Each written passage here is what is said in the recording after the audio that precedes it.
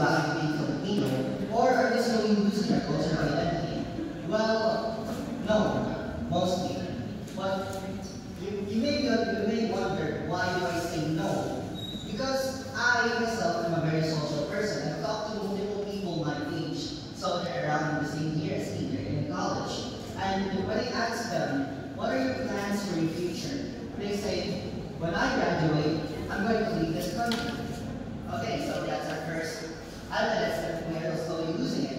But it's not exactly evidence yet, because simply leaving doesn't mean losing your cultural identity. Going out of a certain country doesn't exactly mean that you are losing your identity as a Filipino. You're still Filipino no matter where you go. But the reasons why we are leaving is what makes me say that we are losing our cultural identity slowly. Because they say that other countries are better. We are opposite. We're the opposite of ethnocentrism.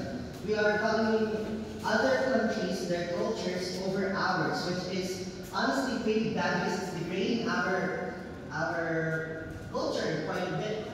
We have this thing called the colonial mindset, and I'm sure you've heard of that. And it shows with our demographic of youth today, with our interest in films outside of our country, literatures outside of our own country, and other things like food, products. We value other countries more. And that's a trend that's been going on for quite a while now, ever since the pandemic, when we started talking to people. They don't like the Philippines and what we have. They're not content per se. But there's also the hate of other countries for Filipinos.